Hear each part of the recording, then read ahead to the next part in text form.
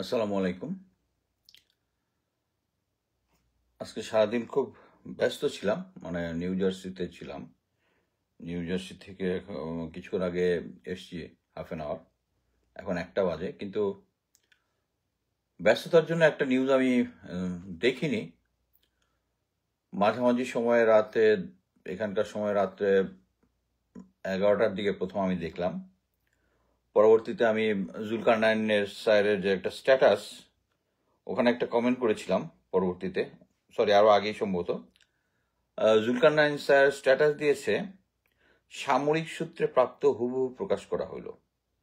তারিখ 20 জুলাই 2005, মিরপুর ডিওএইচএসে আইন শৃঙ্খলা বাহিনীর পরিচয়ে অবৈধ অনুপ্রবেশ এবং ডাকাতি প্রসঙ্গে। এখানে বলতেছে যে অদ্য, মানে হচ্ছে 20 জুলাই 3টা 15 ঘটিকায় মিরপুর ডিওএইচএস এলাকায় বাসা নম্বর রোড নম্বর ড্যাশ এভিনিউ প্লটের মালিক মেজর অবসরপ্রাপ্ত সাবের আলী এর 5ম তলায় ভাড়াটিয়া বোরহানের বাসায় বিএ 6287 লেফটেন্যান্ট ইফতেখার অবসরপ্রাপ্ত, যিনি 2007 সালে 34তম লং কোর্সের একটি মেডিকেল বোর্ডে আউট হন, কর্পোরেল মুকুল অবসরপ্রাপ্ত সহ 5 জনকে আইন শৃঙ্খলা বাহিনী পরিচয়ে প্রবেশ করেন এবং তারা নাকি যাকে খুঁজছিল তাকে না পেয়ে মূল্যবান জিনিসপত্র নিয়ে আসছে। এর মধ্যে কি কি? মোবাইল ফোন 5টা, ডায়মন্ড জুয়েলারি, 5 জন লোক ছিল, সো 5 জনের কাছে 5টা মোবাইল ফোন থাকবে এটা তো শিওর। ডায়মন্ড জুয়েলারি, স্বর্ণালঙ্কার, ল্যাপটপ, ঘড়ি 3টি, প্রসাধনী সামগ্রী, ইয়াবা ট্যাবলেট কয়েক পিস। ইয়াবা থাকা মানে সিগনেচার, যে এটা একটা সেট আপ, পাসপোর্ট অন্যান্য ডকুমেন্ট। এটার সাথে আবার জাস্টিস ফর কমরেডের সে সদস্য, ওখানে ব্রিগেডিয়ার হাসান নাসির বরখাস্ত ছিল। This is a stupid thing to do. আপনাদের যদি মনে থাকে, অনেকের, এই সালটা আমার খেয়াল নাই, এয়ারফোর্সের সেনাপ্রধান, এয়ারফোর্স প্রধান ছিলেন একজন, স্যার নামটা আলতাফ মাহমুদ, আমার নামটা, সরি আমি নামটা বলতেছি না। তাকে যেখানে আমাদের যে ক্যাপ্টেন্স যেটা আছে এর আশেপাশে, তাকে ঘড়ি ছিনতাইয়ের অভিযোগে মানে ডিজিএফআই তাকে একটা সেট আপ করছিল, ঘড়ি ছিনতাই। বিমান বাহিনীর প্রধান, উনি একজনকে ঘড়ি ছিনতাই করেছিল। লেফটেন্যান্ট ইফতেখার কে আমি চিনি, সেনাবাহিনীতে আমি তাকে কখন দেখিনি, কিন্তু এই যে 5ই আগস্টের আন্দোলনের পরবর্তী এবং পূর্ববর্তী সে অ্যাক্টিভলি অংশগ্রহণ করেছে। তার সাথে আবার নাম্বার অফ টাইমস কথা হয়েছে। তার একটা স্ট্যাটাসের পরে তাকে ডিজিএফআই থ্রেট দিয়েছিল, ওইটা আবার রেকর্ড করেছে, ওইটা আবার কনক সারোয়ার ভাই ওটা শেয়ার করেছে। এর সাথে বিভিন্ন সময় আমি যেটা জেনেছি সেটা হচ্ছে ডিজিএফআই তাকে বিভিন্ন সময় বিভিন্ন প্রলোভন দেখিয়েছে। আমি তাকে কয়েকবার এরকম ধরেছি, তুমি তো ডিজিএফআই এর কাছে যাচ্ছ, ডিজিএফআই এর কাছে যাচ্ছ। স্যার উনি আমার প্লাটুন কমান্ডার বা এরকম একটা কিছু সম্ভবত তার প্রশিক্ষক ছিল, সেখানেও আমরা ওখানে গিয়েছি, আমার বিভিন্ন জিনিস বলেছে। বাট সে সম্ভবত ডিজিএফআই যে কাজটা তাকে দিয়ে করাইতে চাইছিল সেটা করেনি। এখানে আবার নিয়ে আসছে হচ্ছে ব্রিগেডিয়ার জেনারেল হাসান নাসিরের কথা।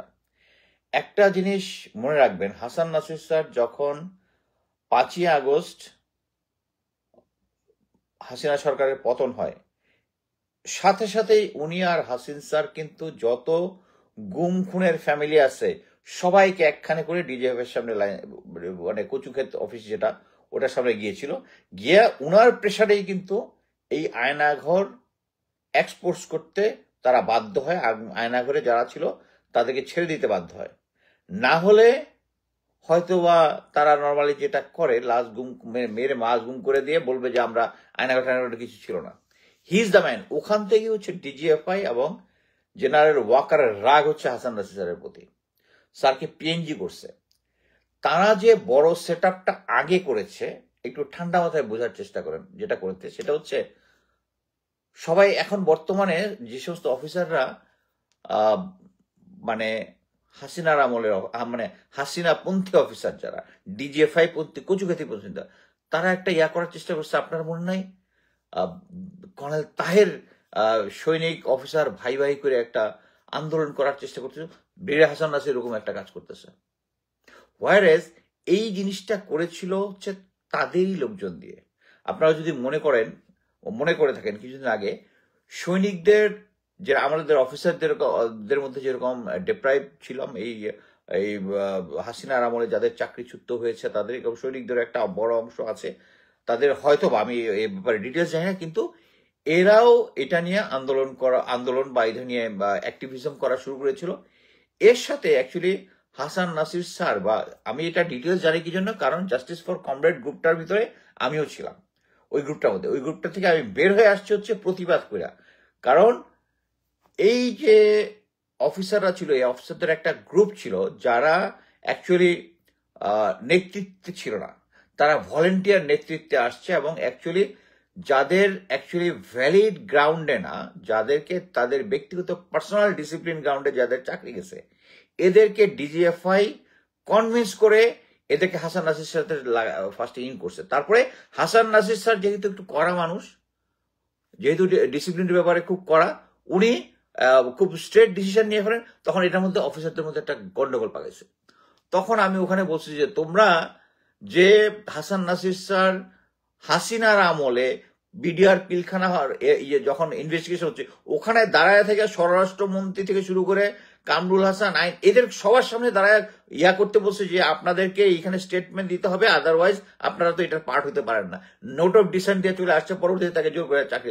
ওই সময় চোখে চোখ রেখে কথা বলছে, আর এখন আপনি আশা করতেছেন, এবং এত এই আন্দোলনের মধ্যে সবচেয়ে সক্রিয় ছিল, তাকে বলতেছেন সে ব্রিগেডিয়ার যে কর্নেল তাহেরের মতো একটা করতেছে। তাদের মেইন প্ল্যান যেটা ছিল সৈনিকদের দিয়ে এবং কিছু অফিসার হচ্ছে যাদের ডিসিপ্লিন গ্রাউন্ডে চাকরি গেছে, এদেরকে লোভ লালসা দেখাইছে যে তোমাদেরকে চাকরি রিস্টেন্ড করবো, কোনো কিছু করবো করে এদেরকে দিয়ে জাহাঙ্গীর গেটের সামনে একটা শোডাউন করছে, বুঝানোর জন্য যে এটা হচ্ছে জাস্টিস ফর কমরেড, এটাই নেতৃত্ব দিচ্ছে ব্রিগেডিয়ার হাসান নাসির, এবং তারা ক্যান্টনমেন্টের ভিতরে একটা সৈনিক অফিসার একসাথে যেটা কর্নেল তাহের করছিল তাদের একটা গন্ডগোল পাকানোর চেষ্টা করতেছে। এটার সাথে হাসান নাসিরের কোনো সম্পর্কই ছিল না। এই জিনিসটা নিয়ে অনেক দিন ধরে, যখন এর মধ্যে আবার Hasin sir, lieutenant colonel Hasin, আমরা সবাই জানি ডাবল বি প্রতীক পাওয়া, তার উনি তো বরখাস্ত আছেন এখনই, ওই বরখাস্ত কিন্তু এখনো হয় নাই। কি জন্য? কারণ তাকে দেখাচ্ছে যে হাসান নাসিরের সঙ্গ ত্যাগ করো, উনি তো করতেছেন না, উনি তো সলিড লোক। সো এই কারণে এখন জাস্ট যে কোনো ভাবে প্রচার করার চেষ্টা করছে, উনাকে পিএনজি করছে, পিএনজি করার পরে এখন এই ফিরোজ ইফতেখার ধরছে। ফিরোজ ইফতেখারকে কেন ধরছে আমি বলবো তারা সবসময় এক্সপ্লোর করে হচ্ছে যে হচ্ছে মেন্টালি একটু দুর্বল ক্যারেক্টার। আমি বলবো ফিরোজ ইফতেখার মেন্টালি একটু উইক, যেহেতু তার প্লাটুন কমান্ডার ছিল এবং তাকে দিয়ে অনেক সময় অনেক কিছু রাজি করাই ফেলছে, কিন্তু ছেলেটার শেষ পর্যন্ত মাথা কাজ করে যে হ্যাঁ তাকে দিয়ে বোধহয় একটা খারাপ কাজ করেছে, সে ব্যাকআপ করে। এই কারণে তাকে, আপনি যদি নিউজটা ঠিক মতো পড়েন, যে প্রথমে তারা গেছে একটা বাসার মধ্যে গেছে, একটা চিন্তা করেন ফিরোজ ইফতেখার যদি ডাকাতি বা তারা যদি থাকতো, একটা জিনিস মনে রাখবেন, অফিসার সৈনিক মিলে একসাথে ডাকাতি করতে হচ্ছে, ইটস এ রেডিকুলাস আইডিয়া। আর ফিরোজ ইফতেখারকে আমি ভালোভাবে চিনি, ফিরোজ ইফতেখার এই ক্যাটাগরির লোকটা, সে এই হাসিনার আমল সার্ভাইভ করছে, চাকরি পাইছে, চাকরি গোয়েন্দা সংস্থা তার চাকরি ছাড়াই দিছে, কষ্টে আছে, আমাকে এই কষ্টের কথা সে বলছে। ডিজিএফ এর কাছে গেছে সবকিছু সেটেল করার জন্য, তাকে লোভ লালসা দেখাইছে, এরপর যদি না করে এখন তাকে ডাকাতির কেসে ফাঁসেছে। এই ডাকাতির কেসটা আপনি একটা জিনিস দেখেন, যে ডাকাতি হয়েছে মিরপুর ডিওএইচএস এলাকায়, এটা পল্লবী থানা ডিল করতেছে। যদি আমি ধরে থাকি ডাকাতি হয়েছে, তাহলে এটা কি কোনোভাবে মিলিটারির ইস্যু? এটা তো কোনোভাবে মিলিটারি ইস্যু না। মিলিটারি যেটা করবে, হ্যাঁ অবসরপ্রাপ্ত মিলিটারি জায়গায় একজন অবসরপ্রাপ্ত মিলিটারি অফিসার হয়েছে, তারা তাদের খোঁজ খবর নিয়ে রাখবে কি হয়েছে, এবং এইটা জুলকারনাইন স্যারকে দিয়ে দিবে, এটা তুমি পোস্ট করো। আর সে লিখে দিল সেনাবাহিনী থেকে যেভাবে পাওয়া হয়েছে সেইভাবেই ছাপানো হইলো। এটা একটা রেডিকুলাস। এখানে তো মিলিটারির কোনো ইন্টারেস্ট থাকার কথা না। এখানে এইটাই হচ্ছে ক্লু, কি পয়েন্ট। তারা চাচ্ছে, মিলিটারি চাচ্ছে এটাকে প্রকাশ করার জন্য বিভিন্ন জায়গায় যেন ছাপা হয়।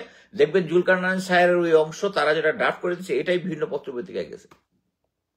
এখন এদের সাথে কিন্তু কেউ কথা বলতে পারতেছে না।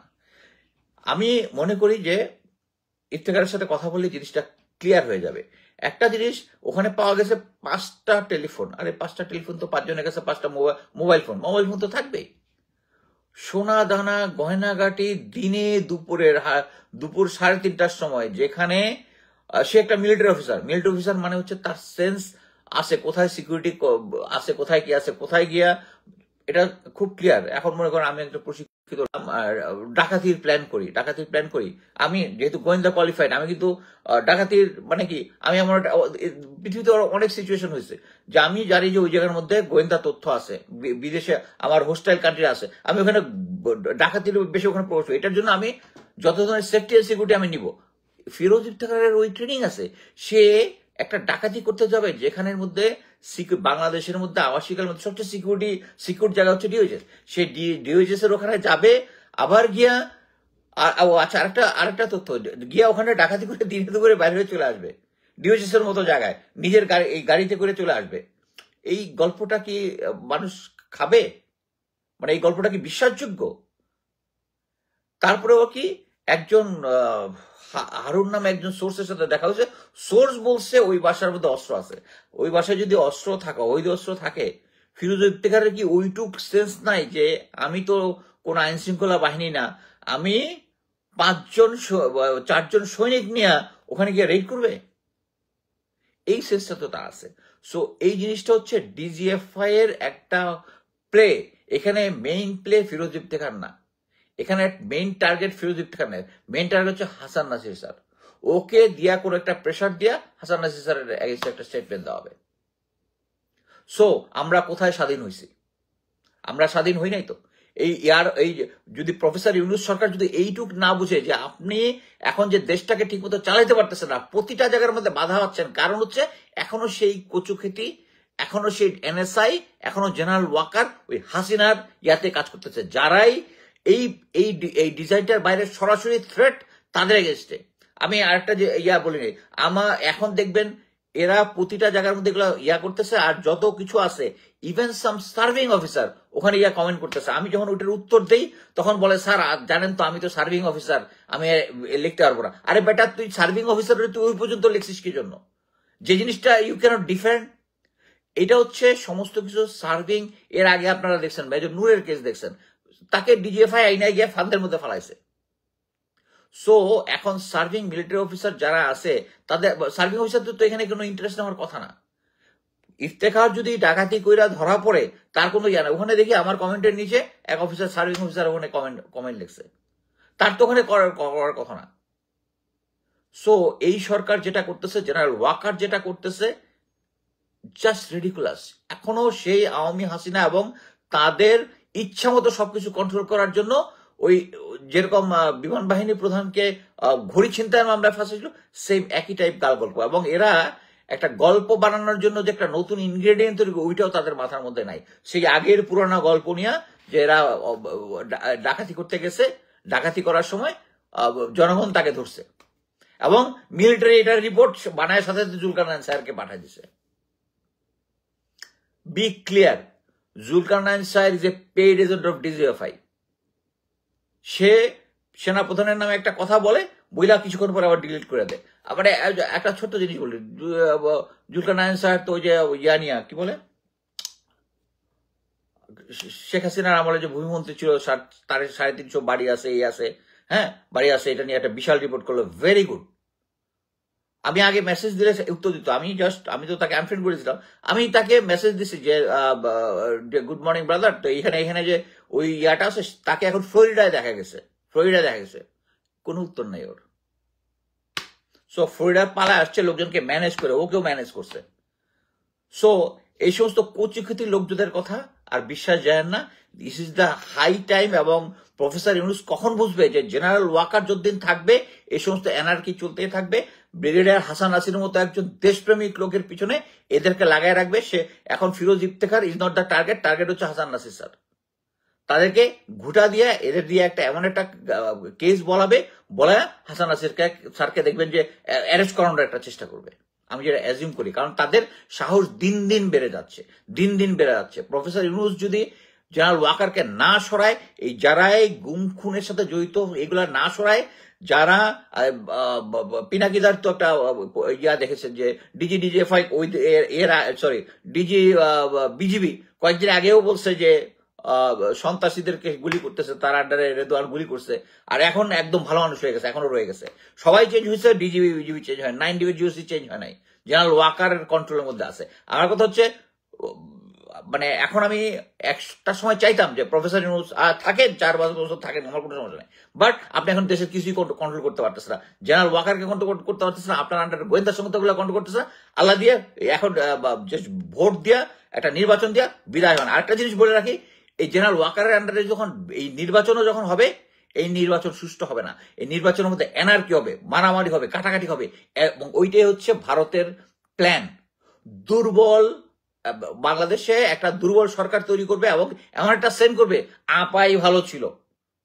এখন আমি যেটা বুঝতেছি, প্রফেসর ইউনূস যদি জেনারেল ওয়াকার, ছুপ্পু এই গুমকারীগুলোকে না সরে, তাহলে আপনাদেরকে ওই আপার দিনে চলে আসতে হবে। আলহামদুলিল্লাহ দেশ থেকে চলে আসছি,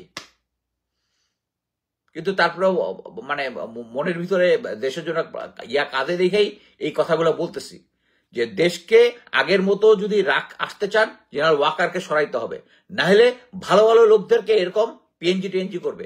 উনি না হয়, ওনাকে না হয় পিএনজি করছে, আমি তো 2019 সাল থেকে পিএনজি আছি, আমি তো কোনো ক্যান্টনমেন্টে গন্ডগোল পাকানোর চেষ্টা করতেছি না। হ্যাঁ, আপনার নামে বলতেছি, এটা হচ্ছে পার্সোনাল জিনিস, আপনার নামে আমি বলতেছি, এটা আমার কি বলে ফ্রিডম অফ স্পিচ। ব্যক্তিগত জিনিসের জন্য আপনি আমার যে পিএনজি অবশ্যই এটাতে কিছু আসে জানা, পিএনজি তো আপনি সরান নেই, আরো অনেক অফিসার আছে পিএনজি, ওদেরটা আপনি সরাইছেন, কিন্তু আবার নতুন করে হাসান নাসির স্যারকে পিএনজি করছেন, এটা অনৈতিক। আপনি রেডি থাকেন, এই পিএনজি নিয়ে আমরা আদালতে যাব ইনশাল্লাহ। সো সবাইকে বলে রাখতেছি, ফিরোজ ইফতেখার, আমরা তোমার সাথে আছি, তোমাকে কোনো প্রেশার দেওয়া যেন এই ডিজিএফআই কজু খেতি কেউ যেন তোমাকে দিয়ে কোনো ভুল স্টেটমেন্ট দেওয়া হতে না পারে। ধন্যবাদ।